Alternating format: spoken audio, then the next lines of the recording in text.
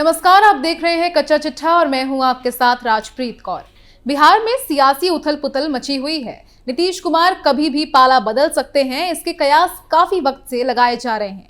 लेकिन ऐसे में कुछ ऐसा हुआ जिसने ये साफ तौर पर बता दिया है, नीतीश कुमार के तेवर पूरी तरह से बदल चुके हैं और वो किसी भी कीमत पर समझौता करने के मूड में नहीं है।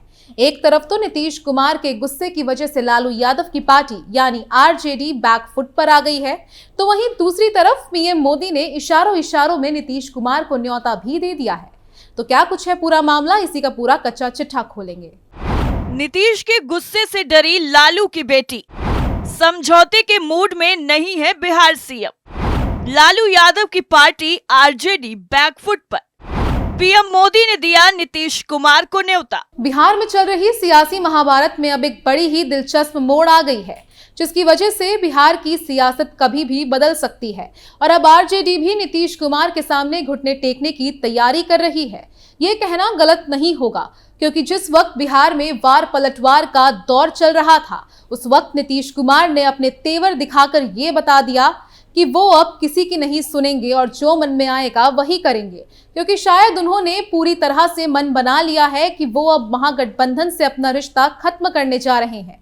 लेकिन इन सबके बीच में आरजेडी और लालू यादव को जबरदस्त तरीके का झटका लगा है और उनके सपनों पर पानी भी फिर गया है, क्योंकि लालू यादव ने तेजस्वी यादव के लिए जो सपने देखे थे वो शायद अब पूरे नहीं हो पाएंगे और बिहार में चल रही महागठबंधन की सरकार गिर जाएगी।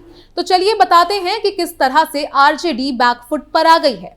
आरजेडी सुप्रीमो लालू यादव की बेटी रोहिणी आचार्य ने 25 जनवरी को अपने एक्स अकाउंट पर एक के बाद एक 3 ऐसे पोस्ट किए जिसने बिहार की सियासत में हंगामा मचा दिया। मामला इतना बढ़ गया कि खुद सीएम नीतीश कुमार ने रोहिणी के पोस्ट पर जानकारी मंगवा ली। रोहिणी की तरफ से ये पोस्ट ऐसे समय में किया गया जब आरजेडी और जेडीयू के बीच खटपट की खबरें सामने आ रही हैं। मामले ने तुल पकड़ा तो रोहिणी ने चुपचाप बिना सफाई दिए ही अपने पोस्ट डिलीट कर दिए। रोहिणी आचार्य सिंगापुर में रहती है और कई मौकों पर वो अपने परिवार का खुलकर बचाव करती रहती है। 25 जनवरी को जैसे ही उन्होंने पोस्ट किया तो ये बात और पुख्ता होती चली गई कि आरजेडी और जेडीयू के बीच सब कुछ ठीक नहीं चल रहा है। रोहिणी का पोस्ट वायरल हो गया और तमाम तरह की अटकलें लगने लगी, जिसके बाद उन्होंने सारे पोस्ट हटा दी। उधर बीजेपी खेमे से भी खबर आने लगी। बीजेपी सूत्रों से कहा गया कि नीतीश उन्हें तभी मंजूर होंगे जब वो मुख्यमंत्री का पद छोड़ते हैं। खबर यहां तक आई कि नीतीश रोहिणी के ट्वीट के बाद कोई बड़ा कदम उठा सकते हैं और विधानसभा भंग करने की सिफारिश कर सकते हैं। रोहिणी ने एक्स पर एक के बाद एक 3 पोस्ट किए और कहा कि समाजवादी पुरोधा होने का करता वही दावा है, हवाओं की तरह बदलती जिनकी विचारधारा है। अपनी अगली पोस्ट में रोहिणी लिखती हैं कि खींच जताए क्या होगा जब हुआ न कोई अपना योग्य, विधि का विधान कौन टाले, जब खुद की नियत में ही हो खोट। इसके अलावा अपनी पहली पोस्ट में रोहिणी ने लिखा कि अक्सर कुछ लोग नहीं देख पाते हैं अपनी कमियां, लेकिन किसी दूसरे पे कीचड़ उछालने को करते रहते हैं बदतमीजियां। रोहिणी के इस पोस्ट को अप्रत्यक्ष रूप से सीएम नीतीश कुमार पर निशाने के रूप में भी देखा जा रहा है। वहीं रोहिणी आचार्य की पोस्ट पर नीतीश कुमार खफा हो गए। नीतीश कुमार ने कैबिनेट की बैठक में ही तेजस्वी यादव से अपनी नाराजगी जाहिर कर दी। नाराज नीतीश कुमार कैबिनेट की बैठक छोड़कर बाहर निकल गए, जिसके बाद सभी मंत्री सख्ते में रह गए। इस पूरी कवायद से बिहार में सरकार के संकट के कयास लगाए जा रहे हैं। सूत्रों के मुताबिक मुख्यमंत्री नीतीश कुमार कुछ कड़े फैसले लेने की तैयारी में हैं। वहीं हिंदुस्तानी आवाम मोर्चा के मुखिया जितन राम मांझी ने कहा, नीतीश कुमार भी जानते हैं कि पीएम मोदी के साथ ही बिहार का विकास हो सकता है। अगर वो साथ आते हैं तो बढ़िया होगा। नीतीश कुमार पर लालू यादव ने तेजस्वी को सीएम बनाने के लिए दबाव बनाया है। नीतीश इस शर्त को नहीं मानेंगे। इससे पहले नीतीश कुमार पर हमला करते हुए बीजेपी अध्यक्ष सम्राट चौधरी ने कहा, नीतीश कुमार जिसके साथ रहते हैं उसके खिलाफ ही षड्यंत्र करते रहते हैं। नीतीश कुमार केवल अपने लिए जीते हैं। नीतीश कुमार परिवारवाद को मुद्दा मानते हैं, मगर सब कुछ जानते हुए भी वही काम करते हैं। नीतीश कुमार ही तेजस्वी यादव को अपना उत्तराधिकारी बताते थे। ये नीतीश कुमार का दोगलापन है। नीतीश कुमार का कोई राजनीतिक कैरेक्टर और विचारधारा नहीं है। लोग नीतीश और लालू मुक्त बिहार के लोग चाहते हैं। एक तरफ ये सियासी बवाल चल रहा था कि पीएम मोदी के बयान ने और ज्यादा बिहार की राजनीति का पारा हाई कर दिया। दरअसल बिहार में परिवारवाद को लेकर बहस छिड़ गई है। नीतीश कुमार के एक बयान से सियासी पारा हाई है। उन्होंने 24 जनवरी को कहा कि जननायक कर्पूरी ठाकुर राजनीति में परिवार को आगे बढ़ाने के समर्थक नहीं थे। उनके निधन के बाद ही हम लोगों ने उनके पुत्र रामनाथ ठाकुर को आगे बढ़ाया।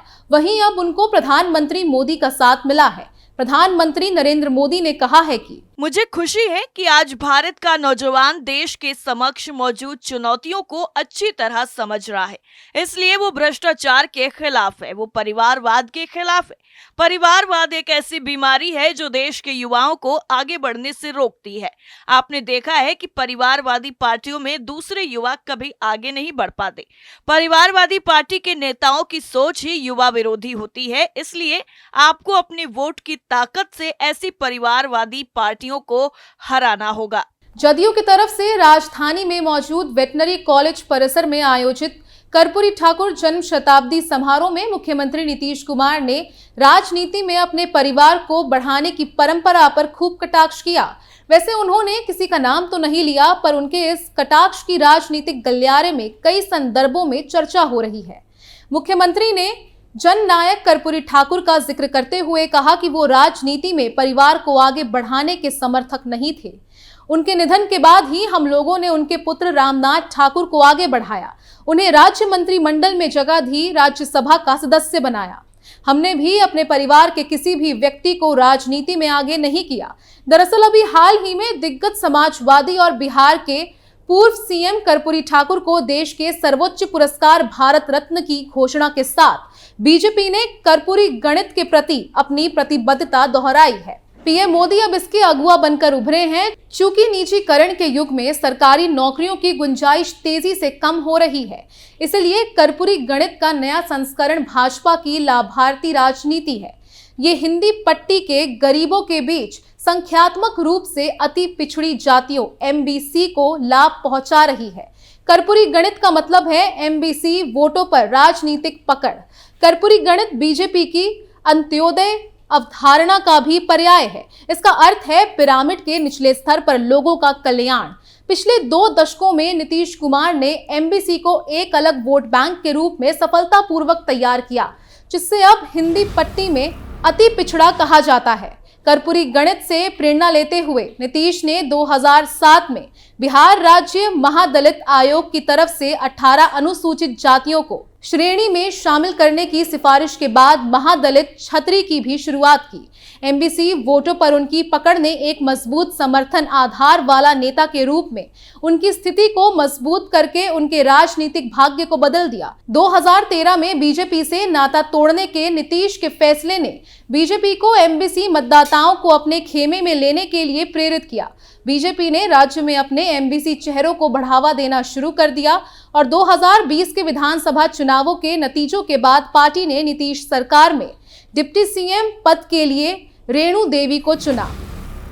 फिलहाल बीजेपी ने हरी सहानी को राज्य विधान परिषद में विपक्ष का नेता बनाया है।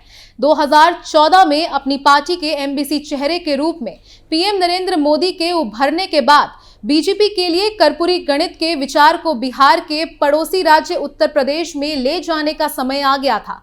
पार्टी ने 2017 के यूपी विधानसभा चुनावों से पहले एमबीसी से नए चेहरों को शामिल किया। उनकी कोशिशें आखिरकार उसके लिए चुनावी फायदे में तब्दील हो गए। ऐसा समय है जब पार्टी की यूपी इकाई में एमबीसी चेहरों की कोई कमी नहीं है, इसलिए कर्पूरी अब बीजेपी के गणित के लिए अहम है। पार्टी ने कर्पूरी गणित को वैज्ञानिक तरीके से प्रयोग करने का कौशल प्रदर्शित किया है।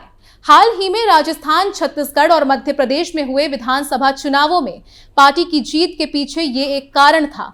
अपने अभियान में जाति जनगणना को उजागर करने के बावजूद कांग्रेस भाजपा को अपनी लाभार्थी योजनाओं का लाभ उठाने से नहीं रोक सकी, जो गरीब लोगों की श्रेणी ज्यादातर एमबीसी को कवर करती है।